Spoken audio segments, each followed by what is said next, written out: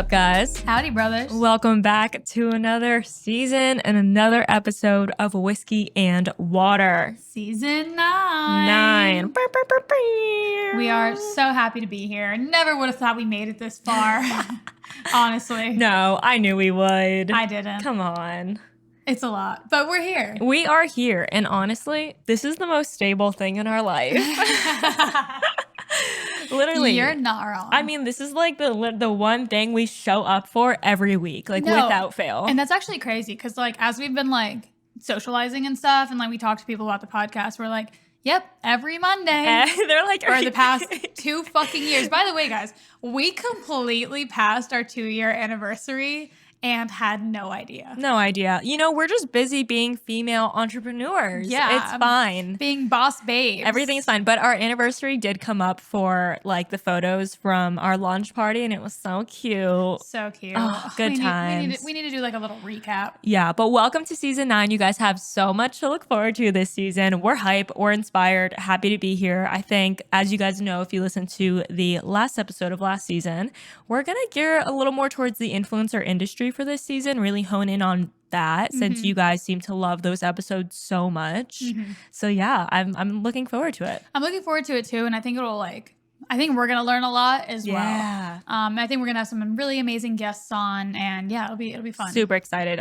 We want to do an episode dedicated to like affiliate marketing, Amazon, Amazon storefronts, and just every little detail. Because there's even like Pinterest and stuff like that. And even from when we started, just in the past 2 years, the industry has changed so much. I mean, it's constantly changing rapidly. I just feel like there's an endless amount of things for us to talk about. I'm very excited. I feel like I sound like I have a lisp today.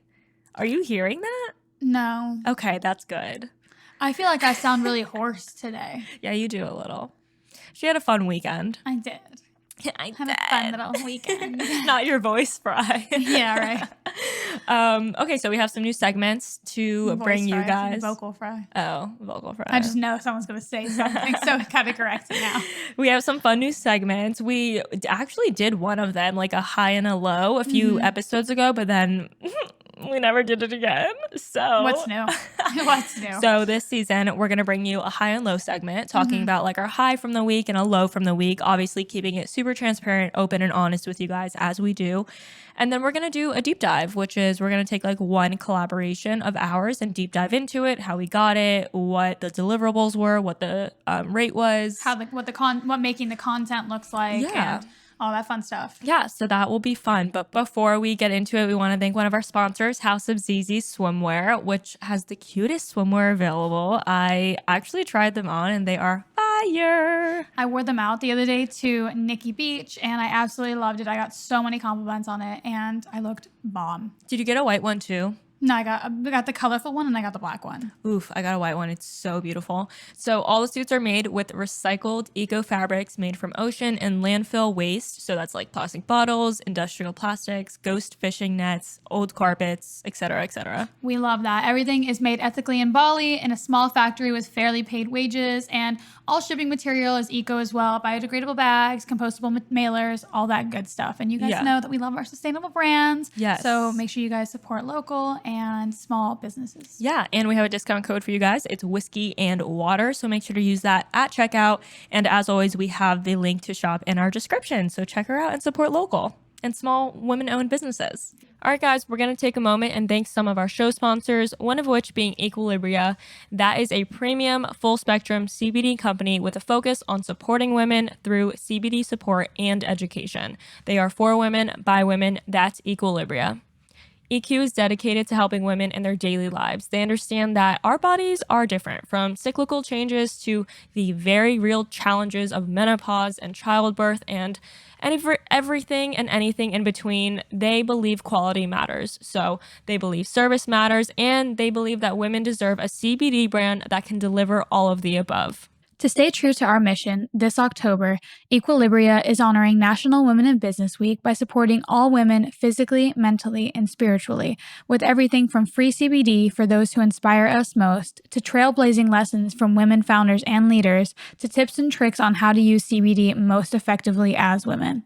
We dedicate October to strong women taking action everywhere. Every woman's needs are different and their dosages are too. EQ offers free dosage consultations with every single purchase. So no upselling, just education and personalization of your CBD routine to suit your unique needs. Beginner CBD users often ask about the benefits of CBD and why it's needed daily. We're here to help you understand why taking CBD as part of your daily routine actually increases its efficacy and produces more noticeable long-term results. CBD, like all cannabinoids, builds up in the body over time. A daily dose can help maintain sustained levels in your system and promote a more effective endocannabinoid system. CBD is most effective when taken daily, and we recognize that our lives are constantly changing. That's why their expert dosage specialists are here during each stage of your journey to help tailor your CBD routine to fit your health goals and support you each and every day.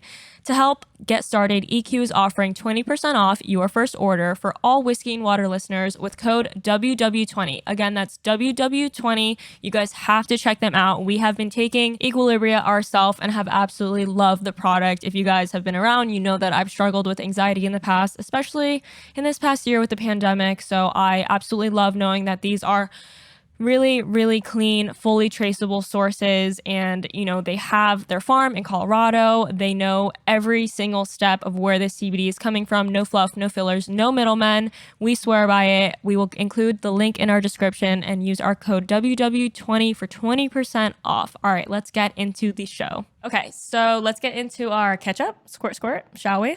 We shall. What's new in our life? What's new and good and exciting and full of abundance and joy?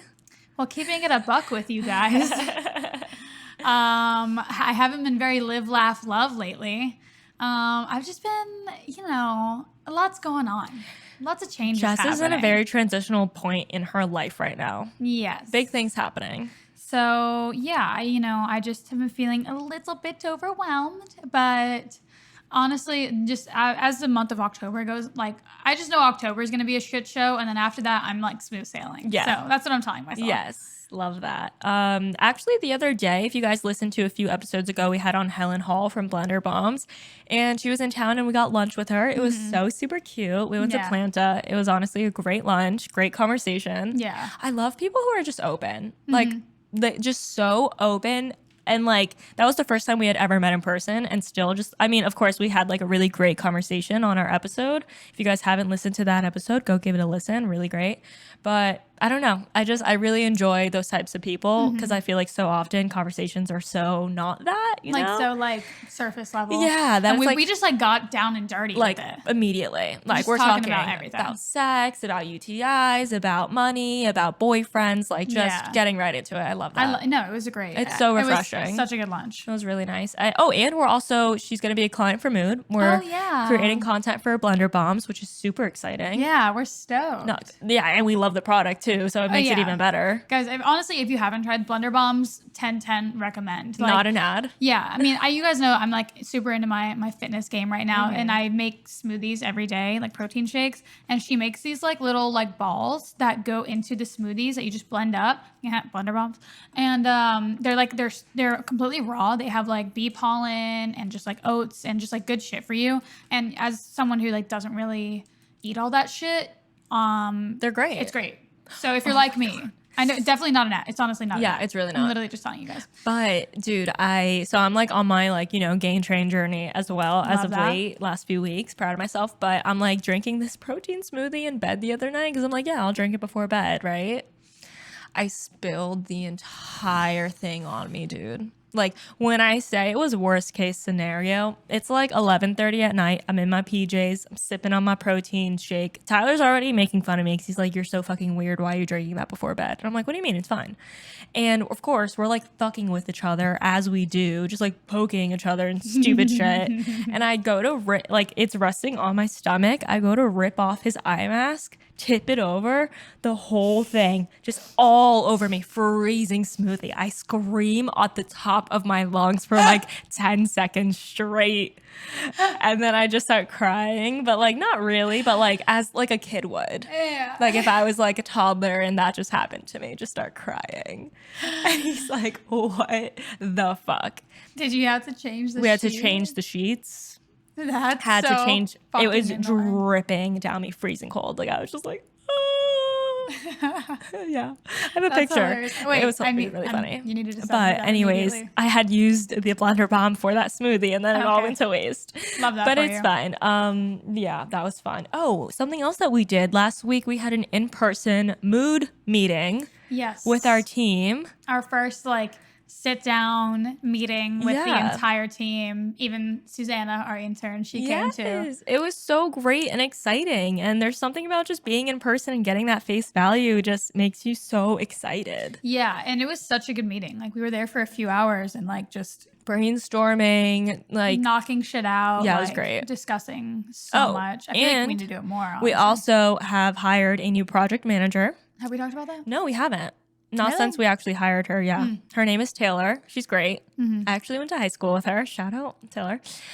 She's a rock star. Yeah, no, she's great. We're so excited to have her on. Super, super great, super fitting. And yeah, that meeting was just, I don't know. It like inspired me so much, you know? Yeah, no, I'm To get an office space, to be working with our people in an office and in person.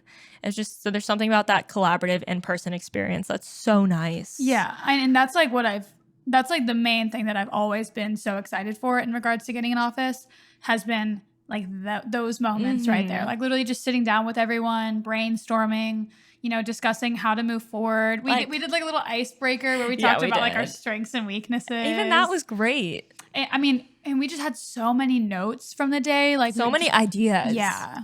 Like so much. So great. I have them right here. Let me see if there's anything good here. So many good ideas. Yeah, and we even just talked about like fun stuff that we like want to do with them, like maybe like a monthly like like little like team bonding event or whatever it may be. Like I wrote down like axe throwing and team picnics and stuff like that. Yeah. We discussed like assigning like group learning, like homework for like like Skillshare, like going on there and finding something that's like relevant to social media or content creation and kind of like making the entire team, go through it so that we're like staying up to date. Like I love like those kinds of ideas. And it was a lot of good stuff. It was great. 10 out of 10 recommend.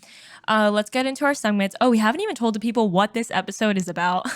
Oh, yeah. But I'm sure you've read the title. So today we are talking about negotiating. Yes, we are talking all things negotiating, from collaborations to shoots to pretty much everything that you need to know your worth. Yeah, know your worth. And this has honestly been a topic that has been on our list since we started the show. I don't know why we haven't done it yet, but perfect opportunity. And, we're pretty much just talking from experience of being in the business and mostly relating to influencer stuff, but also like our experiences with Mood and the agency and just having to negotiate for content creation and, having to come from a different place where you're the owner of a business versus just like an influencer working for yourself. I don't know. We could talk about that too. Yeah. So we will get into that. But first, we're going to do our little segments. And one of which being, we'll start with the high and low and then we'll deep dive. Okay. So a high and a low of this week. I haven't even thought about it. I would say... What is my high? I don't even know what I did this week. Let's start with the low so that we finish on a high note. Okay, yeah. You're right. I would say the low of this week was probably this anxiety attack that I had last night.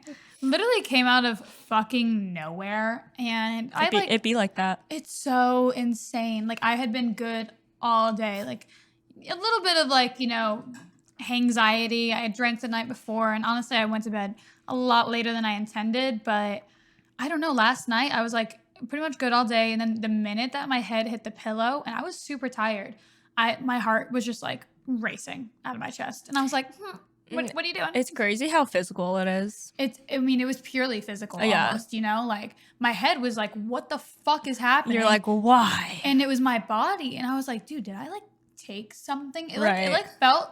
I don't know if you guys have ever done like, mushrooms, but it felt like right before it gets good. Peak? Yeah. Right before you peak. It felt like that anxiety, like just like heart racing, kind of like feeling funny. Like my arms were kind of feeling numb. I felt kind of faint, like really, really fucking weird. Bizarre. So, and it sucked because it lasted for a couple hours and I like wasn't able to get to bed. So maybe that's also why I sound unwell. It's because I am unwell. Didn't sleep last night. And a high. Yeah, and then I would say the high. Actually, I mean, I had a really, really good week. I felt like I was in Vegas. Have I talked about that at all? No. I think we talked about that you were going, but I don't think we talked about. Yeah, so I mean, I went to Vegas for that festival, and I was there with A-Shock Energy, and honestly, really great group. And then we ended up having a shoot that was canceled last week, so Yes. I went in like full sent to LA right after the festival because I was already on the West Coast. And honestly, I had so much fun in LA. Saw an old fling. Yeah, I as love that. one could say. And yeah, that was probably like my high of the week, was just feeling like I had no responsibilities for a couple days. I love that for you. So much fun. It was I'm glad you got like a little bit of your LA like fix. Yeah, just a little bit. Yeah, 100%. My low of the week I would say was having a fight with Tyler Friday night. That was pretty bad. I didn't even tell you what that was about. I'll tell you after. Did you not? Didn't we talk about it at Planta? Oh, yes, we did. It was about golfing. Yeah, he wanted to fucking golf for the third time that week. This is what fucking married couples argue about, dude. On a Friday night. So that was I would say a low. I mean, it was like quick. We pretty much got over it quick, but it was like definitely a low point for me because I realized like that I don't like being home alone on a Friday night. I'm like, this is so lame. No, literally. I feel you. It was like, that's why it was like making me so like sad because I was like, because it's a Friday night. If it were like any other week, I'd be like, whatever, I have work tomorrow. But I'm like, it's Friday night. I'm supposed to be having fun. Yeah, you're like, I'm 25. I'm like, I'm a loser. Oh my God. But like my own fiance doesn't want to hang out with me. No, but I don't know. I do be getting low sometimes. Like just when and it's really interesting. I didn't realize until this morning that I want to like look more into this in myself. But I feel like I only feel happy and fulfilled when I'm productive, and I definitely want to take a look at that. Yeah, because I'm noticing that when I'm not active or when I'm like killing time or just not working or being productive, I feel myself a little like sad and like just down. So yeah, I'm just noticing a pattern here that we are going to look further into. We'll keep you guys posted. So that was a low, and then a high was yesterday. I made myself like a double espresso latte and cleaned my entire place. Speaking about only being happy when I'm productive. And I was so happy. Well, the weather was so beautiful. Oh, it was stunning. And I spent like 2 hours outside planning my week and journaling, and it was just so nice. Wow. I just felt great. That sounds so nice. I felt like I had my life together. It was lovely. I had both of my balcony doors open yesterday, and the sunset was stunning. The weather, I just can't. Even if I'm upset, it's like damn near impossible for me to be in a bad mood when the weather is beautiful. No one can argue with me that October in Miami is just the elite month. I stepped out this morning in my robe and I was like, ooh, there's a crisp in the air. Tyler laughed at me because I literally was like, ooh, okay, happy fall. Let's get spoopy. It's like literally a 0.3 difference in the degree, but I'm like, oof. Where's my pumpkin spice latte? Literally. So yeah, I just had a really good day yesterday, like physically and mentally. Like I was just feeling really good, really grateful. And I also talked last week about how I wanted my intention for the week was to be more present. And I did this thing where I say the date in my head every day, and I take a moment. I'm like, today is September 26th. 2021. I'm 25 years old. And I just have those moments throughout the day. And I really feel like I was much more aware of the time that was passing throughout the week. Wow, that's so interesting. Yeah. So I think I'm going to try to make it like an everyday practice. I love that. And I've never heard that. I just felt like weeks, days and weeks and 100%. months. And I think a lot of people can relate to that. Yeah. And I really do feel like, because I remember having those moments throughout the week, I'm like, okay, yes, I was fully aware of what happened Monday, Tuesday, Wednesday, Thursday, Friday, and Saturday. I love that. Cute. Pro tip. Look at you. Yeah. So I'm going to start trying to do that literally every day. Yeah. Wonderful. Something about the date helps. I don't know. Instead of just you can be present, but there's something about knowing. I mean, our brain works that way, Yeah. It can only decipher a time in that construct. Anyways, that was deep. Thanks. Just a random enlightened moment. All right, let's get into our show, shall we? our deep dive, shall we? Yeah. Well, I feel like they kind of go hand in hand today. Yeah, I feel like that too. Yeah. All right. So I feel like because we're talking about negotiating, we're going to just include the deep dive within the episode for today. Yeah. So where do we start with negotiating our rates? Well, I feel like we should give them a little bit of background on like how we got here. Because I think things have changed a lot over the past few years. And my vocal fry is annoying the fuck out of me. I sound so unlike myself. Regardless, if you guys have to hear me speak like this, I apologize. But She's raspy. she's a raspy girl. But so things have changed so much, and I feel like more and more we're seeing this sort of transparency amongst like influencers and content creators, and which I love because I think it is so important. Like that's the only way that we can start to really like learn our value and how much we should be charging, right? And like, you know, start demanding our worth from these brands. Yeah, no, definitely. Because if we're all secretive about it, like they could be paying the same exact influencer completely differently. Yeah. Well, with the same following. And I kind of do want to preface this by saying like a lot of people think that influencers are really like entitled or, you know, kind of like privileged. Like when I see these videos come up on TikTok of the people, comments are always like, you're complaining that this brand only wanted to give you $500. Like you're so fucking ungrateful. But it's like at the same time, which, and you know, I can understand from someone who doesn't understand what we do, but at the same time, it's like, you know, we've built these followings over years and years and years. This is our full-time jobs, and these brands make money off of our content. Yeah, and it's just a different industry. Do I think that we get paid well for what we do? Yes. 100%. 100%. Not denying but that. That doesn't mean that we can't demand what we're, you know, worth essentially. And what's fair for the industry standard. The industry standard, yeah. And it's, you know, I think at this point people understand, especially if you're listening and you want to get into influencing, you understand that it's more than just throwing up, like taking a photo and throwing it up. Like there's so much more that goes into that. Especially when you're like trying to grow, you know, like that's what I think people don't end up seeing is like what you do just to grow to get that platform, to get people to pay you. Like that's a lot of hours. That's a lot of work. Yeah. So, and I feel like a lot of people, like when they state those kind of comments, they're like, can't believe that teachers are only being paid minimum wage. And it's like, of course.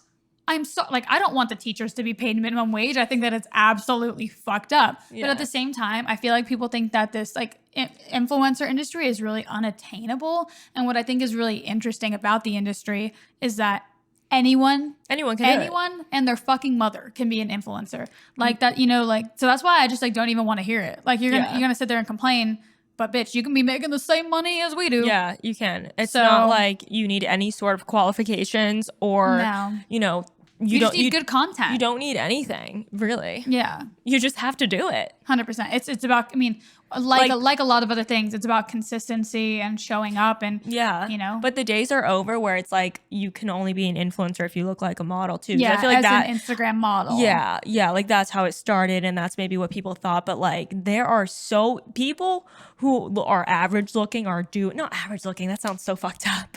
But like the normal, non-supermodel-esque looking person, you end up doing better as an influencer because you're relatable. And they make there is money for every single person to make. And it's crazy because a lot of like, you know, like I said, TikTok is a huge resource, guys. If you're trying to become an influencer, there's so many resources on TikTok that can help you. But it's crazy because, you know, we'll see these TikToks of like these people, like these influencers I've never seen before, never heard of. And they'll be like, this is what I made this month on Instagram. And it's like $12,000. And let us be transparent. We are not, us, people who have been on the Instagram game for 5 years now, are not making $12,000 a month. You know, maybe on a very, very, very good month, I've made somewhere near that. But even so, I mean, these are creators who have like 10 to 20,000 fucking followers. And they're absolutely killing it. There's actually specifically this one girl that we're trying to get on the podcast, and she's just like, like she said, there's just it's such a good resource. There's so many people willing to share their knowledge and experience, including us. Yes. I would say to start a negotiation, I think it's best to always set the price. Like we have media kits, 100% recommend if you don't already have that. That is going to include your rate in it with examples of your work and insights. And Also, if you don't know where to find that, our friend Macy makes them at Wander with Macy. Shoot her a DM if you need a media kit and you don't know where to start. They're fairly priced, and honestly, we say it's like step number 1. Yeah, and tell her we sent you. And also, if you haven't already listened to our influencer how to become an influencer episode, I would listen to that first and then listen to this one. But basically, you're starting with your media kit, and after sending that, usually a brand will reply and say, can you do this for this? And that is where the negotiation happens. That's where the dance begins. Yes. So, I would say obviously always start high, but not too high, because you don't want to come off as being out of touch or... I mean, if you are charging a lot and you feel like, it is comparable to people in your, follower range, then I would maybe break down like what your pricing is based off of, whether that be like usage and, like quality of content or, brand awareness, kind of like break down why you feel like you have the right to charge that much. Correct. So usually that happens. Then they'll reply, ask if you can do these deliverables for this amount. At what point which you will either, accept the offered amount or you will come back with something else. Most of the time, a brand will obviously, they're looking out for their best interest and you are looking out for yours. Most of the time, they will come back with something that is below what you ideally would like. And that's why we say start high always, because then realistically, it's like we will do it for lower, but we know they're going to negotiate it down. So if we started off the bat on what our minimum would be, then they're going to try to negotiate us down. And then we end up doing it for less than what we feel like we deserve, which is never a good place to create from. So always start high, they'll come back, and then you find some sort of middle ground. Yeah. And then as far as like negotiating like rates and stuff, I would say that like you want to have also a few different avenues for them to go down to kind of mix and match what they feel like they're getting the most bang for their buck with. So of course, like there's always just like your grid posts, like your normal grid post, which is, obviously just what you post on your feed. And then of course there's stories and, stories with swipe up, stories, just normal stories. You could also offer link in bio. So a lot of brands will want you to like post their link in your bio for like 24 hours, 48 hours, maybe a week, whatever it may be. And then there's also, Reels and TikToks, and also just content in general. A lot, which I think is personally a huge, avenue to make money on Instagram. Like I feel like when a lot of these people on TikTok are like, oh, this is how I made $12,000. I think a lot of that is from content itself and not even just posting, because a lot of brands want content made by influencers, but they don't necessarily need the influencers to post it. So you can price all of these things out. And I think that, we'll go into how much we charge for all of these now. Yeah. And also just to add to that, you're like using all these things as leverage, right? So like say they want an in-feed post and they give you a rate and you want to say, okay, that's a little too low for me. What I can do for you is do my original rate that I proposed. And on top of the in-feed post, I will include a few stories. Yeah. So like you use these other aspects as leverage, because technically you're providing more value, but it's not much more, work on your end to put your link in the bio or what, but it is value for the brand. Yeah. And so I would say that for all these things, obviously it's going to differ from, follower count, engagement rate, all of these things. But personally, I've recently upped my rate to $1,500, just based on, like what my manager has been getting me for some collaborations. And obviously, we're willing to take a significant amount less than that. But that's like where we like to start. And then for stories, I think a lot of people can charge a lot for stories as well. Like I think more than you would think, because it does feel like a kind of like a quick, easy thing. But, just based on like the reach, if thousands of people are looking at it, they can, swipe up or tap directly onto there.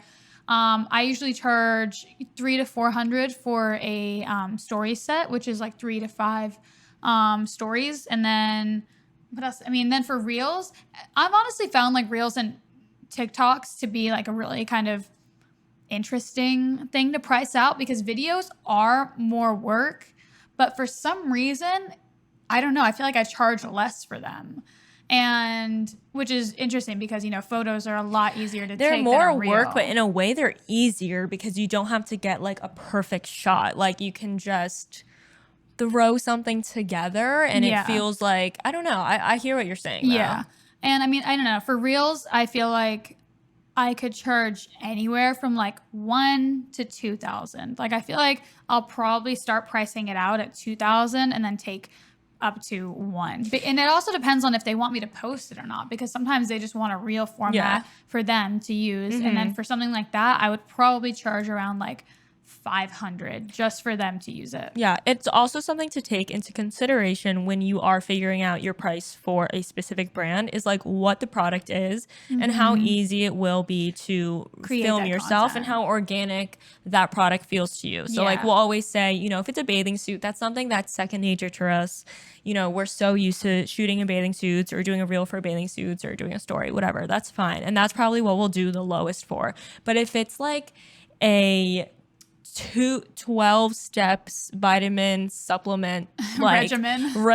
that we like have to in depth explain to our audience about the benefits, and it feels more like an ad, and it's like, you know, something that is a little more unnatural to us, you know, that we're gonna price higher or we're gonna be more firm and like, no, the minimum I could do this for is this, because it is so, I would say, labor intensive. I mean, it's a lot to make sure, you know, we're not like physically like shoveling dirt, but it's a lot to sit and make sure you are not getting anything wrong. Like a lot of times these brands will send creative briefs that are like 10 to 20 pages long, and there's do's, there's don'ts, there's things you have to avoid, there's shit in the contract that you cannot say or cannot be shown with, like you can't have logos or you can't show anything else in the background. So it's like really random, but there's a lot of like, for me, I find that's kind of what like takes the most mental bandwidth, is making sure that I'm doing it all right and like I'm not doing anything that they said to avoid or like that's why like when they have like a good brief that they send over, it's like the best because you can just reference this like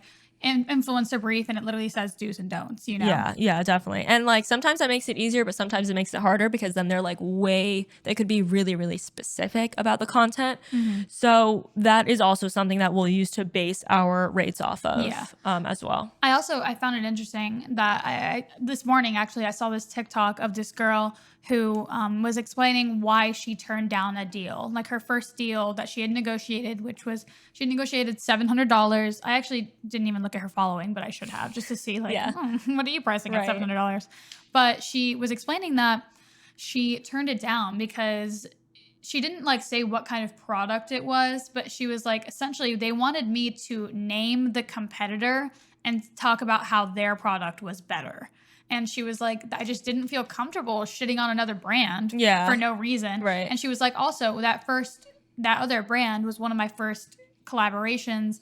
And like, you know, that's a weird thing. Usually the briefs say, do not mention a competitor at all. Yeah, that's interesting. So she like turned it down for that reason and just for like something else. And I just thought it was really interesting because you need like, and that was just one of those things that was in the contract that she saw and was like, oh yeah, I'm not comfortable with that. Right. So you have to be willing to walk away from a deal too if it, you know, could compromise your integrity. Yeah. And like just to piggyback off of that, but a lot of times in a contract there'll be exclusivity. And that's something that you also want to look for too, because that could decipher if you want to even do it or not. Or if you want to charge a shit ton more. If you want to raise the rate. So for example, we've gotten collaborations in the past for CBD, but in the contract, there's an exclusivity right where you can only work with this company during the duration of the contract, and then 2 months prior or 2 months before and 2 months after. Something like that. I don't know if it was before, but definitely 2 months or 3 months after. And that's something you want to look for, because what if after that contract ends, a CBD company comes to you with an amazing rate and now you're missing out on money because you are still contractually obligated to say no to that. So that is something to definitely look for. And if they are asking for something like exclusivity in a certain, you know, field or industry, charge way more for it. Charge what you think you could possibly make. during that time period. I mean, I would almost, if you're turning down other brands. Yeah, I mean, I would almost like double the rate, depending on how much exclusivity they're looking for. You can charge a lot more for that because, I mean, if they can't pay you, they have no right to take money away from you. Yeah, and also since Jess shared her rates, I will too. For the longest time, my in-feed post rate was $500. I just raised it to $600. I think I might bump it up again to $700 because now people are starting to include usage in their rates, and I feel like that's totally fair. We get paid usage as models and as actresses in commercials and in photo shoots, and it only makes sense to also get paid usage for your likeness in the social media world, and also just like for your likeness as well as your content. Your property. Yeah, your content property. So one thing I heard from this TikTok creator was like, because I kind of was like, okay, usage is a very like, broad thing. Yeah, and people can charge, for like a photo shoot, I could make $2,000 off just the usage. But for Instagram, it's kind of new territory. So I personally, even as a content creator, influencer, I'm like, I don't even know what to charge usage for my own content. Mm-hmm. I came across this TikTok. She said, charge 15% of your typical rate for every 30-day period that they want to use the content, which I think was a pretty good standard, or that's at least a starting point to go off of. So usually a brand will say, and we have the rights to use the content for 60 days, 90 days, a year. So definitely build that into your negotiation. Mm-hmm. Because if they want, I sign off for a year all the time. And by the way, we are taking, this is advice for us to take like for ourselves, because I literally sign off for a year-long usage all the time without even like blinking an eye. Without blinking an eye. Because I'm like, oh yeah, what do I care? But no, really, we should be charging for that. Yeah, 100%. And that's not the reality of it sometimes. Like, sometimes you will just have to kind of accept a rate, and sometimes it has like built-in usage for the year, and you're kind of like, oh well, needs money. Yeah, well, I'm not going to turn down the collab because they're not going to offer me the usage. But if you're working with a brand and you have some negotiation room, then definitely I think that's a good starting point. But even with my rate at $500 for the past like few years, I was telling just before we started recording, is our manager, one of our managers, the last few partnerships he's gotten me has been for $800 for an in-feed post. And I asked him this morning because I'm like, what are you telling brands that my rates are, and like how are you negotiating? Because I'm like, what the hell? There's no reason. Like if all these brands are seeing the value in me, what's the difference? Like if I'm negotiating on my own, I should be able to get $800 for myself as well. So I'm gonna be looking into that, guys. Yeah, and the same manager has been getting me like $2,000 per normal grid post, and it's great. It's crazy because I think for me it's a mental block in a way, because I'm like, oof, I don't want to charge more than like that feels like so much to ask for more than $500. Yeah, but I have to understand that these brands are literally allocating so much of their budgets now into influencer marketing.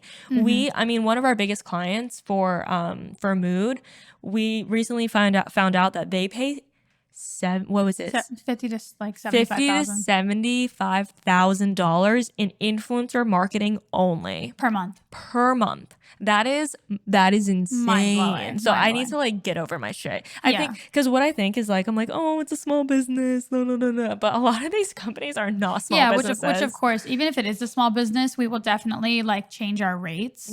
To reflect that, like to reflect our pricing, because we do want to support small businesses, and we're definitely not looking to price gouge them whatsoever. But for these big businesses that are using your likeness and your content, have like, if they have like 30 full-time employees, they probably have a budget. $600. They probably have a budget for influencers at this point in their 100%. marketing plan. So yeah, that's that on that. All right, so let's get into our deep dive 2, the little segment we're going to do where we talk about one specific collaboration / partnership, how we got the deal, what the deliverables, what the rate is, and anything else. I think that's it. Okay.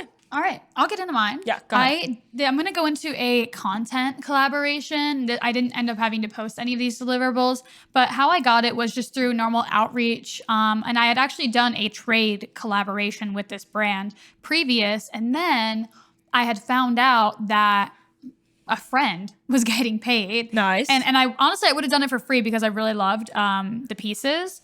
But, I came back and I was like, oh, they have a budget, so let me see. And they did. They offered me I think like $500 for 10 images. Okay.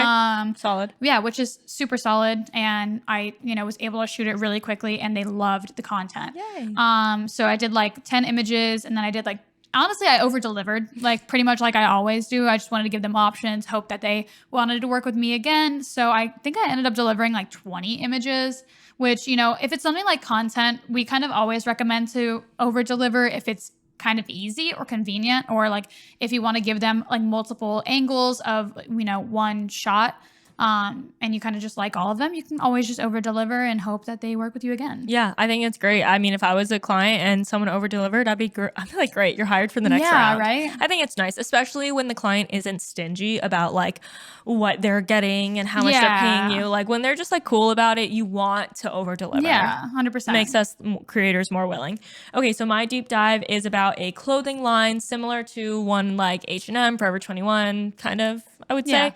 And they actually have a store in Sawgrass. And I believe they reached out to me. They have a PR company who does their influencer marketing. And they originally reached out to me like months back talking about this opportunity that they are looking for influencers to come in store, share their shopping experience in the store, and then do like a follow-up in feed post. So that is how I got it. And actually like we were out of touch for a few months and then they came back and they're like, hey, client selected you, we'd love to move forward. I was like, oh, cool. Yeah, sometimes these things can like take a while to kind of start going, because there's there's a lot going on in their departments that we don't even know of. Like internally that might be happening. It might change the direction they're going with their influencers. So they came back, client wanted to work with me, and the deliverables were I think only like 3 stories. Of course, I over delivered, and 1 in feed post, and also going in person. So the rate was higher. I did quote them higher because it required me to drive somewhere and actually take your fucking time take time to do the shopping and then leave. And they also gave me a bit of a credit to spend at the store as well. So my rate for this was $1,500, and it was a great experience. 10 out of 10 would recommend. I got a cute little dress, and that's what I shot. It was 1 in feed post. Just easy enough, honestly. Yeah, love that. Yeah, it was great. And that was a pretty solid rate. So I was really happy about that. Yeah. And the stories were easy. I think I ended up giving them like six stories because I wanted, like, it's a shopping experience. And I feel like and you want to showcase more than that just requires like 3. more than 3 things. So, I did some videos, some stills, some boomerangs. So I had fun with it. And that was a good one. Yeah, love that. Right. Yep. That is our deep dive. We also had an experience actually last week with a client for Mood that we want to share with you guys, because it was the first time that we kind of had not a disagreement, but like a situation of this level where we literally had to end up canceling the shoot because us and the client were just simply not seeing eye to eye. Yes. And this was like after we signed the contract and everything. And it wasn't on bad terms or anything. It was kind of just like hey, I don't think at this point either party is going to be happy with what they're paying and what they're doing. So, and obviously this is the first time this has happened. And, I'm not going to say it's our fault because I don't think it is. But where I will take accountability is that we changed our pricing structure when we agreed to this shoot because they had been like, oh, well, we've worked with this other agency and this is how we did it. And we were like, okay, well, we can work on that same sort of structure. And it wasn't one that honestly aligned with us because there was just a few things and it was like, but we were trying to be accommodating. We were trying to be as accommodating as possible. And they wanted to pay per photo, which, that's totally fine because it ended up being similar to what we would charge anyway. But the issue with charging per photo in this aspect is that it didn't cover it only covered really our services. And in our normal packages, we pay the models, we pay the location, we pay, pretty much everything. So our assistant who helps us. So, being accommodating to them, we just like fucked ourselves over. And they ended up wanting to add a bunch of products. We had agreed on shooting 13 products for them. And so given they had chosen, like 100 photos, they were like, okay, the package is 100 photos. And we thought, okay, 13 images or 13 products, 100 images, we can definitely knock that out, get a few, really good money shots of each product. And then as the shoot kept going on, or as the correspondence kept going on. As there was a lot of back and forth, and it's like every time we discussed the shoot, more products would be added. And basically they wanted us to shoot the entire fall campaign, no problem. But that's more of like a e-com type of situation when you have like 41 products. When you have like that number of products, you shoot that in a studio, front, back, side, done. It's not like you can't shoot it like out on location. You can. It's just a 2-day campaign. It's a 2-day shoot, which is not what we allocated a budget for. Yeah. So it was just, there was a lot of back and forth, and I'm glad actually it was the client who was like, listen, I think we're because we tried to set a boundary and be like, hey, obviously there's a miscommunication from 13 products to 41. We still want to be accommodating. However, we're going to have to raise the rate to cover the model fees and to cover our assistant fees. We weren't even really going to charge as much as we should have. And even then, they were like, hey, we don't feel like this is going to work out. We don't feel like, and I can respect that. They were like, we feel like we're going to be paying more for less, and you guys are going to feel like you're working more for less. So I don't see us finding a happy medium, which is totally fine, totally okay. We recommended them some great photographers, and that's that. But it was definitely a learning lesson for us in terms of negotiating and trying to be like accommodating and flexible. That's great. But also like if someone from the jump works on a different type of like basis, I think that's really important for us to now recognize off rip and see that it's a red flag. Yeah. And just be like, hey, we actually we don't work that way ever. So like we can't start now. We can't start now. That's just not how we do it. And it would be we'd be doing our business a disservice if we tried to accommodate that way of working. Like it simply just won't work. And it was like a big campaign, and it probably would have been a reoccurring thing, but not for a client who didn't see like the value in our work and didn't want to pay us what we felt was fair. So we did end up canceling. Which was great. Definitely. We felt very confident in the decision. It was definitely for the better and a learning lesson for us. 100%.